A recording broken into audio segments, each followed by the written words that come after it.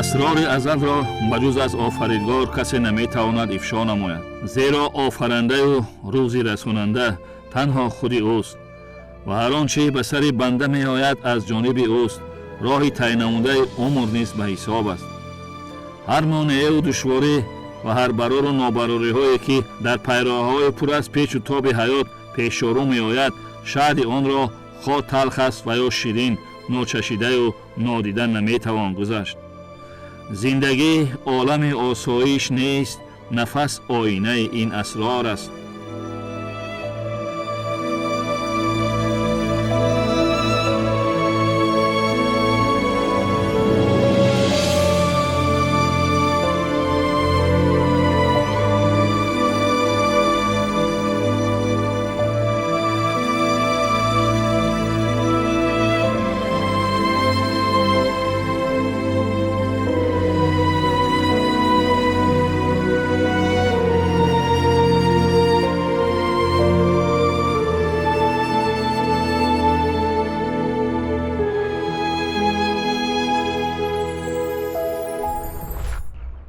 ҳаёт роҳу пайраҳаҳои пур аз шебу фароз, камию костӣ, нобарорию нодориҳост, ки одамӣ дар давоми умри ба сар бурдааш хоҳ нохоҳ дучори онҳо мегардад. тифлию домони модар барои фарзанд беҳтарин неъмат аст. мутаассифона ҳастанд тифлаконе ки аз ин шаҳди зиндагӣ, аз оғӯши меҳрбору меҳрпарвари падару модар бенасиб мондаанд ва онҳо дар дунёи ятимӣ бо роҳи ятимӣ ва бо номи ятимӣ умр ба сар мебаранд. гурӯҳи эҷодии мо барои таҳияи филми мустанади дасти шафқат ба муассисаи давлатии таълимии мактаб интернати кӯдакони ятимӣ ноҳияи ҷалолиддини балхӣ сафар намуд ва мо лаҳзае бо ҳаёти бошандагони ин мактаб интернат, бо буду боши онҳо, раванди таълиму тарбият дар ин муассиса шумо бинандагони азизро ошно хоҳем намуд.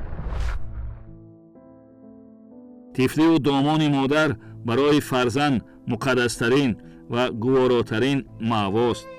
баҳори гӯҳарбору шукуфои орзую ормонҳост, ки лаззату ширинӣ ва сафою вафояшро наметавон ба доротарин ганҷи дунё баркашид. аммо пеши қазою қадари тақдир чӣ метавон кард? дар сафҳаи китоби умри ин тифлакон ятимӣ сабт шудаю онҳоро аз оғӯши гарму пур аз меҳру муҳаббати волидон бенасиб гардонидааст. аз миёни тарбиятгирандагони муассисаи давлатии таълимии мактаб интернати ҷумҳуриявии кӯдакони ятими ноҳияи ҷалолиддини балхӣ бо нозанин ном духтаре вохӯрдем, ки айёми наврасию кӯдакиаш муддате ба оварагию бекасӣ гузаштааст. айёме ки мебоист дар оғӯши гару меҳрбори модар бошаду аз навозишу меҳрубониаш баҳра гирад. аз силаи дасти шафқати падар чун ғунчаи навруста шукуфаду иқбол бигирад. дар роҳи пур аз шебу фарози умр ба мушкилӣ ва ранҷу азоб рӯбарӯ гардид. ана ҳамин ду боли иқболаш, сутуни дилу қуввату дармонаш, нозбардору меҳрубонаш, ояндабини ҳама орзую ормонаш ӯро тарк карданд. дар роҳи ҳанӯз барояш ношиноси ҳаёт партофтанд. вале ин ҳама душвориҳои ба сараш омадаро ӯ эҳсос намекард, зеро ҳанӯз хурд буду банди дунёи тифлӣ. аслан ӯ ятим нест, балки зиндаҷудост. ҷудоие ки барои ин наврас то ҳанӯз чун муаммоест сарбаста.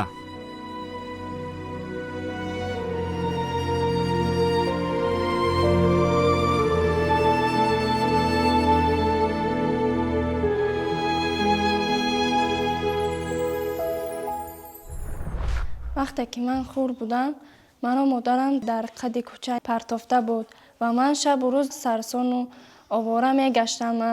و من از ناحیه رودکی بودم. جای خوردنی هم نداشتیم که در آنجا نشسته یگان چی خوریم و خواب رویم. در همین بیرون خواب میکردیم و یک خیلی وقتا از همسایه همون کمک میگرفتیم. وقتی که من شبا میگشتم ملیسا مرا دید و به من گفت که چرا تو در اینجا شبا میگردی؟ من گشتم گفتم که مرا اوچم تنها یعنی گذاشته که و او مرا به ملیسا خونه برد. ملیسا مرا پرسید گشت گفت که تو به یگان جا خواندنی میروی ببریمت؟ من گشتم گفتم که من گفتم میرم به خواندنی. گفتم وقتی که سحر شد مرا به این مکتب اینترنت آوردن و مرا دیرکتر قبول کرده. نازنین آن لحظه ها را چون نوار بزور به چشم نمایان یادآور شده با حسرت و با قلب ریش عملهای در حقش صادر کرده پدر و مادرش را با زبان شعر ifade می کند. ایا مادر، ایا مادر، ایا مادر، ایا مادر، زما رو تافتن گناهی ما چیست؟ نمیدانم پدر و مادرم کیست؟ تو را من یاد کردم آچه جان، شدم پزمانی تو ای پدری جان. مگر بر سوی ما دروازه بستند که روزه می شود این خوب شکسته. ایا مادر، ایا مادر، پدر جان می شوی روزه پشیمان، بیا کی هست دنیا چرخ گردان. پدر جان می شوی روزه پشیمان، بیا کی هست دنیا چرخ گردان. پدری ما هست پیشوای ملت، بیا کی سخت است دردی یتیمان. پدری ما هست پیشوای ملت، بیا کی سخت است دردی یتیمان. ایا مادر، ایا مادر، ایا مادر، ایا مادر، کنیم شکرانه پیشوای ملت، کنیم شکرانه ای امام ملت. نماندی که بگویم ما یتیمیم، کنیم شکرانه رحمان ملت. ایا مادر، ایا مادر، ایا مادر، ایا مادر.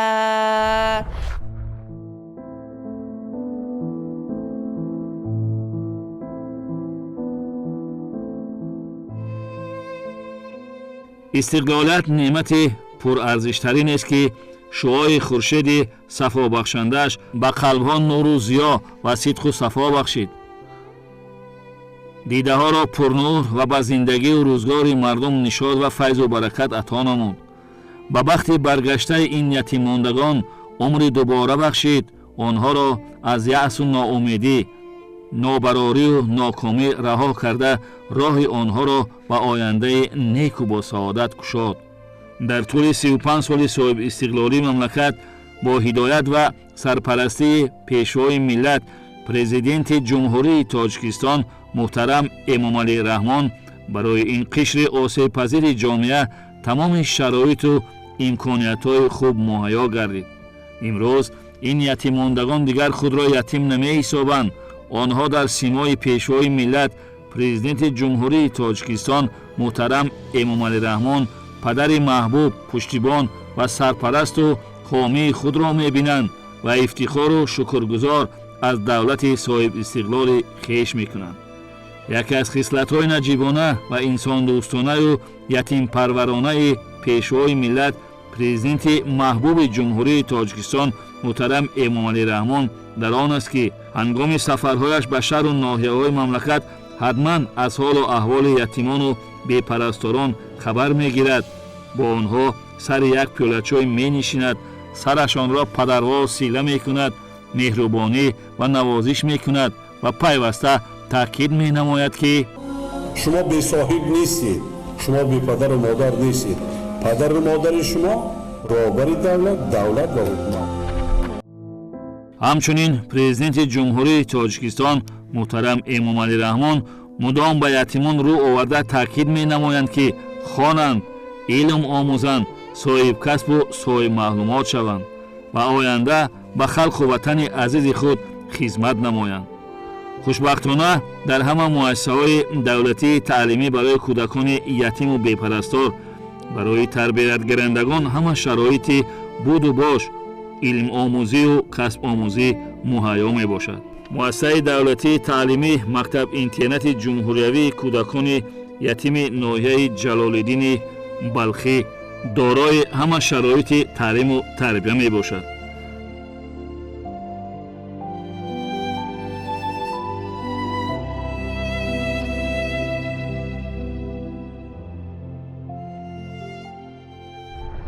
در مؤسسه دولتی تعلیمی مکتب اینترنت جمهوریوی کودکان یتیم ناحیه جلال‌الدین بلخی 200 نفر خوانندگان تحصیل میکنند. از این شماره 40 نفرش دخترانند، 100 نفر کودکانی که پدر ندارند، 25 نفر کودکانی هستند که مادر ندارند، باقی مانده کودکانی هستند که از عائله‌های بیمار و پدر یا مادرشان در محبس می باشند تحصیل میکنند. اینچنین در مؤسسه 105 نفر کارگر به کار فرا گرفته شدند که از این شماره 25 نفرش آموزگارانند، 19 نفرش مربی‌ها هستند، باقی مانده دایه‌ها و کارگران آشخانه، کارمندان تکنیکی در عموم 105 نفر به کار فرا گرفته شدند. با دستگیری جناب عالی محترم پرزیدنت کشورمان امامعلی رحمان، حکومت جمهوری تمام شرایط برای کودکان مکتب اینترنت فراهم آورده شده است. صنفخانه‌های خوبی بر هوا است، خوابگاه‌های بهترین، خوراک خوب آماده کرده می شود.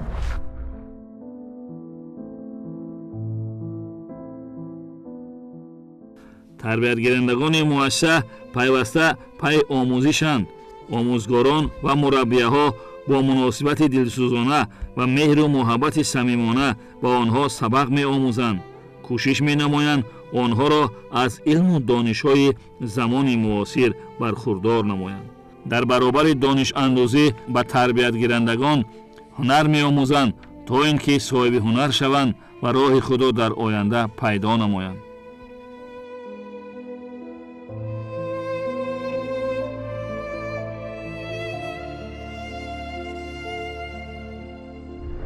محفل که شدیم برای دختران یگان هنر یاد بگیرن. دخترای ما به ماهرن، چقونن، تیز یاد میگیرن.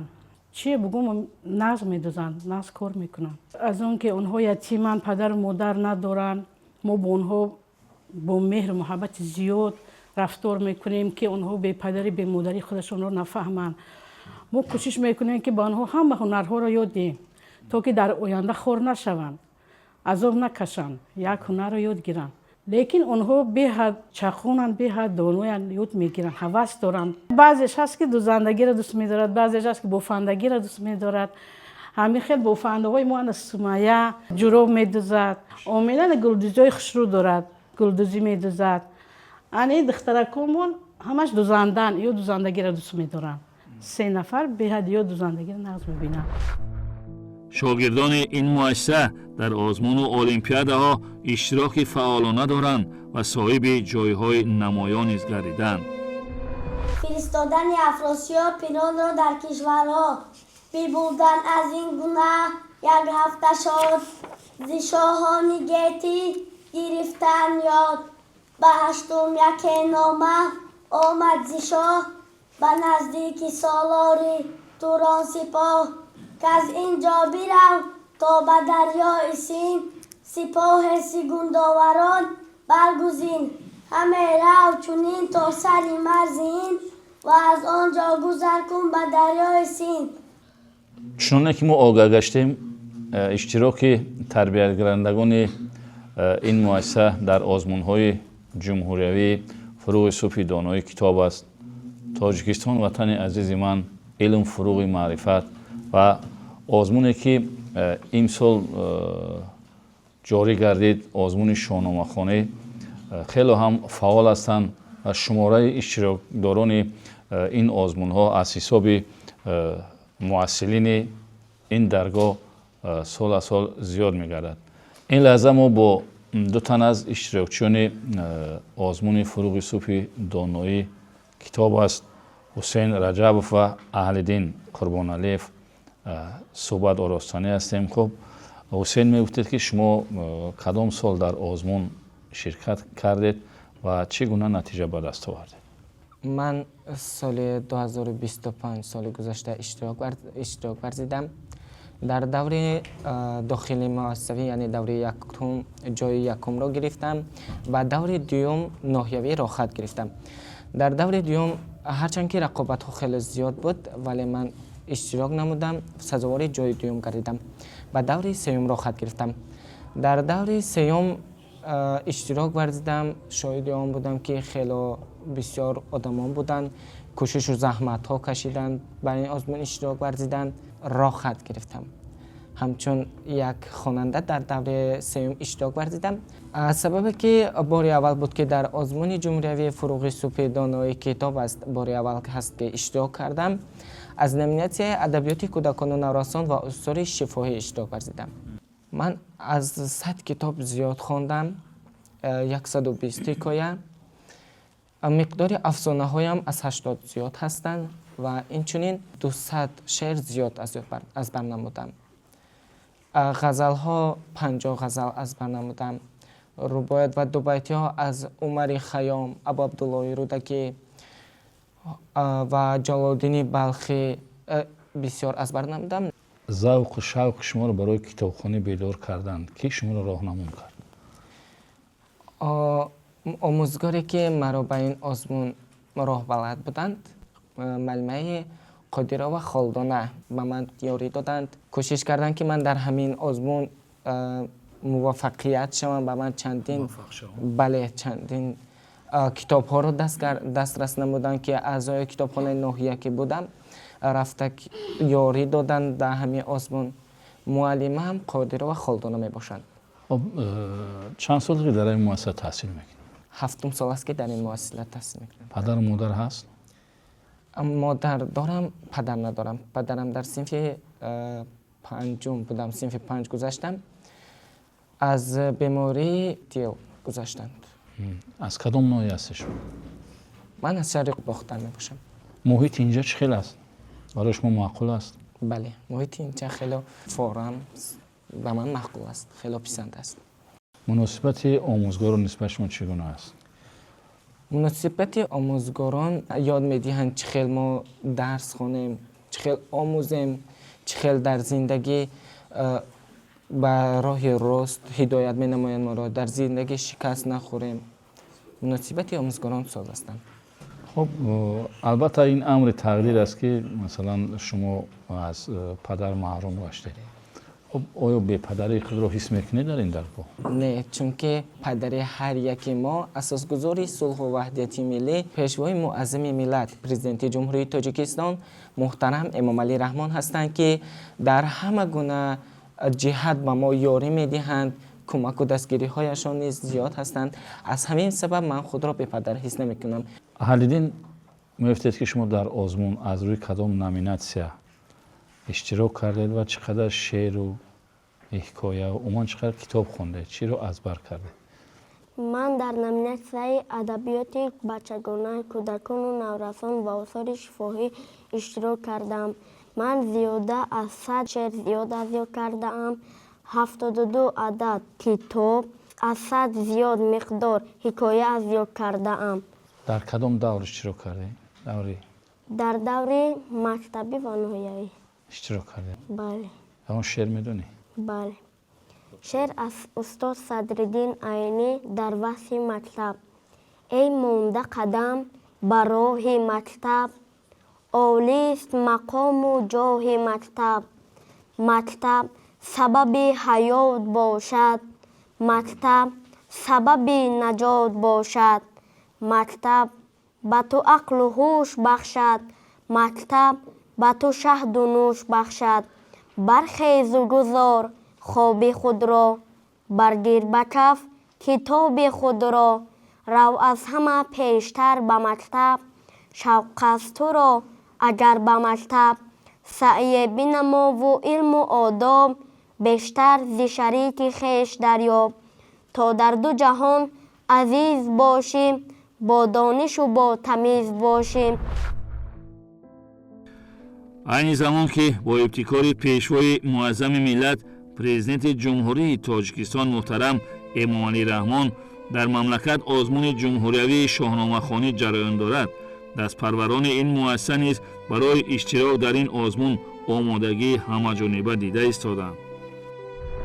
бо дастгирии бевоситаи президенти ҷумҳурии тоҷикистон асосгузори сулҳу ваҳдати миллӣ муҳтарам эмомалӣ раҳмон соли 8 аст ки озмуни фуруғи субҳи доноӣ тоҷикистон ватани азизи ман, илм фуруғи маърифат баргузор мегардад.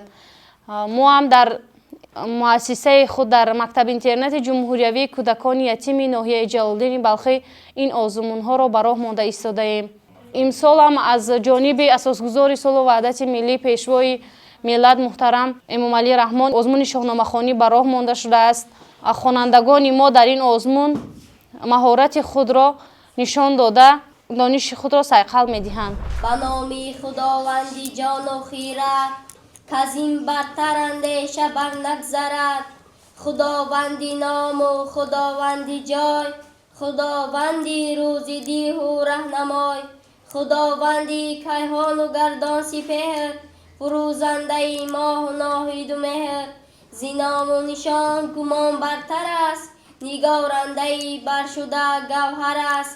ба бинандагон офариндаро, набини маранҷон дубинандаро. наёбад баду низ андешаро, ки ӯ бартар аз ному аз ҷойгоҳ.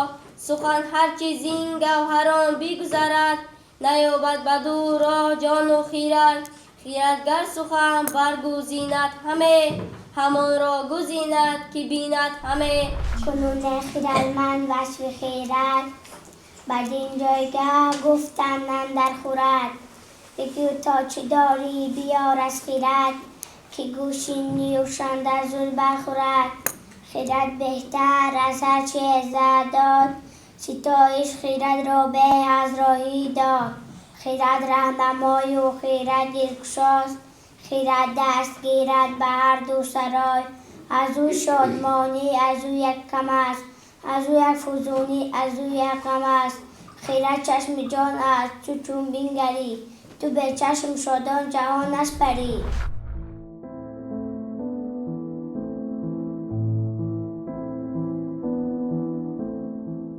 мо лаҳзаҳои фориғ аз дарс ва чӣ кор машғул будани онҳоро рӯи навор овардем.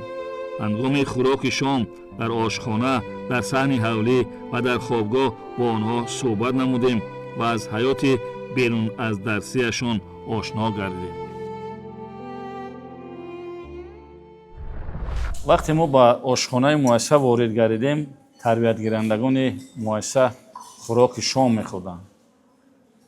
ва дар ин миз ман ҳамроҳи сафия, дилноза ва зуҳайл дар сари дастархон нишастем ва ҳамроҳи онҳо хӯроки шом хӯрдем. хуб, сафия чанд сол аст дар ин ҷо таҳсил мекунӣ? 8 сола. аз синфи чанд омадӣ? аз синфи дуюмӣ дар ин ҷо омадӣ. падару модар дорӣ? падар надарам, боча дорам. модарат ҳаст? хонданот чӣ хел? хӯроки ошхона чӣ хел маъқул аст? бале. дар як рӯз чанд бор хӯрок медӣ? мо дар як рӯз 3 маротиба хӯрок мехӯрем. хӯрокҳош чӣ хел аст? бомазза. болаззат аст? бале. хӯроки дасти модар болаззат аст ё ки хӯроки ин ошхона? модар дигар, ошхона бо дигар. бо гумон мекунам ки хӯроки дасти модар балаззаттар аст. ҳам хел аст? бале. خوراک دست مادر با لذت است و دیگر خیر است. مادر هستن؟ بله. خوراکش با مهر میپزد، با محبت میپزد و پیشکش کی میکند؟ فرزندانش.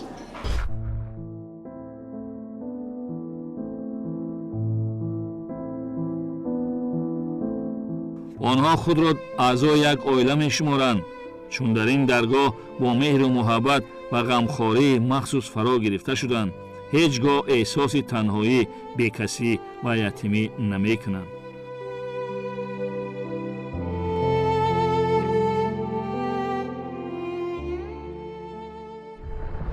گرچند همه شرایط هست برای بچه ها، دشواری اون است که از پدر یا از مادر محروم هستند یا که دور هستند.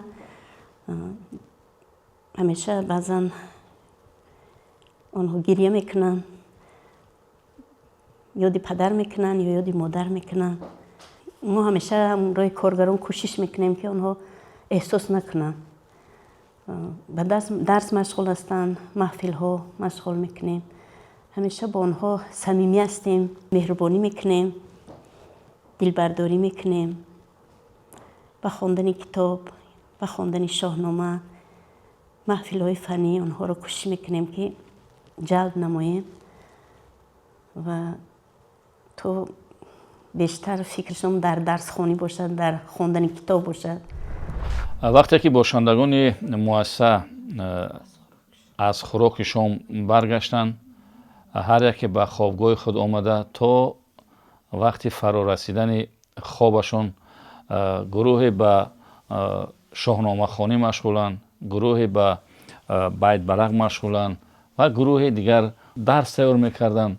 عموما برای پگاه که روز درسی است آمادگی میگیرن.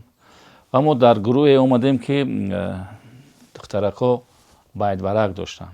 دخترها حال به وقت خوابونه خیلی وقت بیای بیت برق کنیم که یکم کی سر میکنه. اگر از گریه کردن آب میشد دل من بود، به سیل اشک میشد غرق منزل من بود. اگر آسان نمیگردید مشکل من بود، به زیر موج دریا مانده ساحل من بود. برفیده سرش که دیلم از درد میسوزد، به یادت مادری زارم. یک دیل آب میگردد، سدیده اشک میبارد. نرفتم شعله مهرت، سدیدی اشکباری من. ز سوز غصه مینالم، کجای غمگساری من. سکورت بر دمت گلها، گلی بوی تو میچینم. صبا بوی تو میآرم، ز گل بوی تو میچینم. بخواب آسوده مادر جان، زمان میشوی بیدار. تو را من باز میبینم، برا هم دیدگانم چار. رمزی هر دولت، نشان و پرچم، سرودی ملی گردد به آن زم. به حرف می. مادری من مهربان، مادری من جسم و جان. منم کنم به مادر مهربانی هر زمان. نام بود چون جان یادم، قوت و درمان یادم. زیب دسترخوان یادم، قوت و درمان یادم. برفیمه. نوروز شد و لاله خوش رنگ برآمد، بلبل به تماشای دف و چنگ برآمد. مرغان هوا جمله بکردن پرواز، مرغ دل من از قفس تنگ برآمد. دخترها در دالان برای پگاه شاهنامه خواندستیان، تیاری دستیان. میریم با هم تیاری بینیم. رفته. گفتار اندر فراهم آوردن شاهنامه، سخن گفته شد گفتنی هم نمان. من از گفته خواهم یکی با توران، سخن هرچی گوید همه گفته اند. بری باغ دانش همه رفته اند. اگر بر درختی برو من جای، نیابم که از بر شدن نیست رای. کسی کو شود زیر نخل بلند، همان سایه زباز دارد گزند. توانم مگر پایگه ساختن، بری شاخ آن سروی سایه فکن. کز این نامور نامه شهریار، به گیتی بمانم یک یادگار. تو این را دروغ و افسانه مدان، به یکسان رویش در زمانه مدان. از او هرچی اندر خورد با خیرت، وگر بر رهی رمز و معنی برد. یکی نامه بود از گهی بوستان، فراوان بدو اندرون داستان. پراکنده در دستی هر موبده، از او بهره برده هر بخرده. زی هر کشور موبد سال خرد، بیاورد که نامه را گیرد کرد. صحن مؤسسه نیز خیلی هم تازه و آزاده بوده. در میدانچه های آن زراعت های گوناگون کشاورزی کی شده است که محصولات آنها برای خوراک تربیت گیرندگان استفاده برده می شود.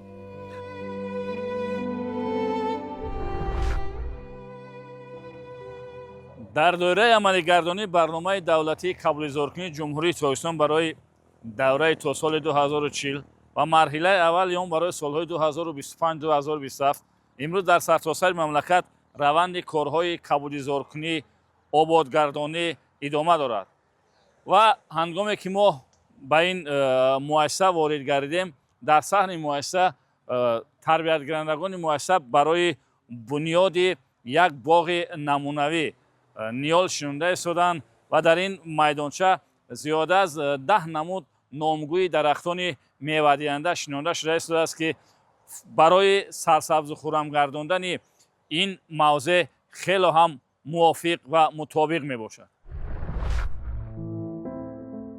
باغی که نو بنیاد می‌یابد تشبسکارش یک جوان است که خود این درگاه را ختم کرده و امروز صاحب معلومات و صاحب کسب گردیده است. امروز ما آگاهی یافتیم که شما ختم کرده همین درگاه هستید و می گفتید که کدام سال شما با این مؤسسه آمدید و کدام سال مؤسسه را ختم کردید؟ سال 2013 این درگاه معرفت ما ختم کردیم. با دانشگاه ناصر خسرو داخل شدیم و بعد از اون که ما در ردیف اینی که ما در اونجا تحصیل میکردیم، اگر چندی که ما اجاره ختم هم کرده بودیم، لیکن تیز آمده آموزگارای خود را همچون دادرای خود را خبر گرفته می ایستادیم و می رفتیم و همچنین بعد ختم دانشگاه هم که باشد ما با خارج سفر کردیم، چه سفر کاری بود چه سفر تعلیمی و دیگر. بعد از اون هم که ما از سفر هر وقتی که برمیگشتیم حتما آمده ما از این درگاه یک دیدن میکردیم، آموزگارای خود را یک میدیدیم، از نزدیک هم صحبت میشدیم. البته ما خوب میدونیم که اینجا مؤسسه دولتی جمهوری یتیمان است، یعنی که یتیم خانه است. خب سبب به این درگاه آمدن شما چی بود؟ چی سببش که شما به این درگاه آمده؟ یک محبت بود، نرم دلی خود آموزگارای همین درگاه بود و به واسطه اگر ساده کرده گویم محبت و عشق صمیمی همین خود وطن بود که ما از همینجا تربیت گرفتیم که در این درگاه ما بسیارتر وطن دوستی و میهن پروری را در دل خود جای کرده بودیم. از جمله هر کسی که وطن دوست و میهن دوست باشد، اصلا جایی که تعلیم گرفته است، از جایی که به وایه رسیده است، حتما اول از اونجا دیدن میکند تا که گذشته خود به یاد بیارد و در آینده برای سهم گذاشتن در جامعه یک کاری خوبی هم کرده باشد. ما خودمان یتیم که بودیم، با اون خاطر امکانی تحصیل و مثال دیگر چیزا برای ما پدر نبودن. خب با اون خاطر آمدیم در همین درگاه معرفت. بله، ستون که همون بامی که ستون نداشته باشد همیشه در یک باد و در یک شمال میلرزد.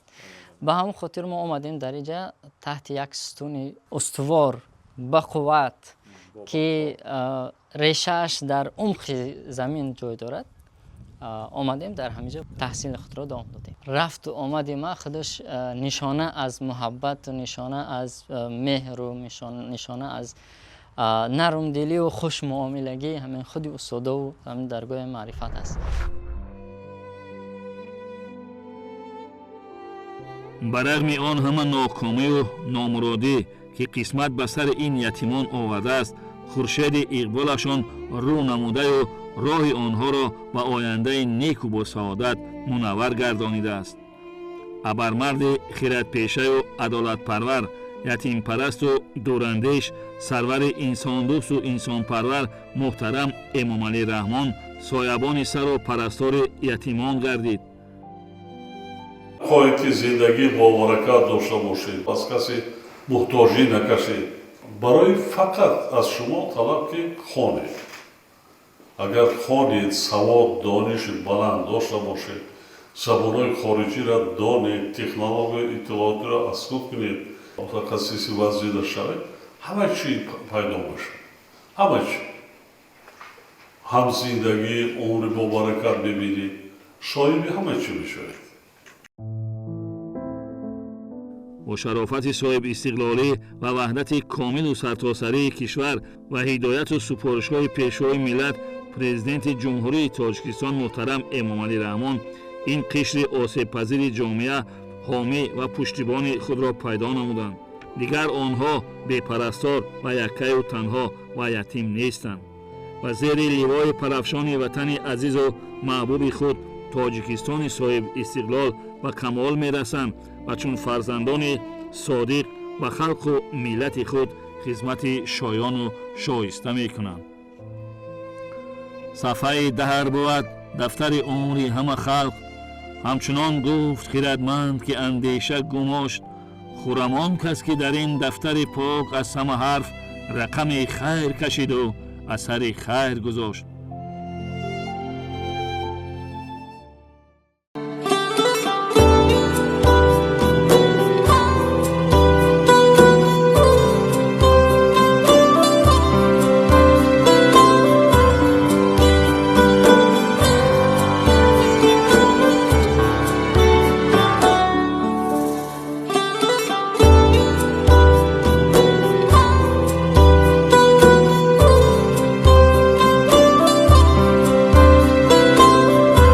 شما یتیم نیستید، شما پدر و مادر دارید. پدر و مادر شما دولت با شما را تربیت می‌کنید، اینا رو بین می‌کنید.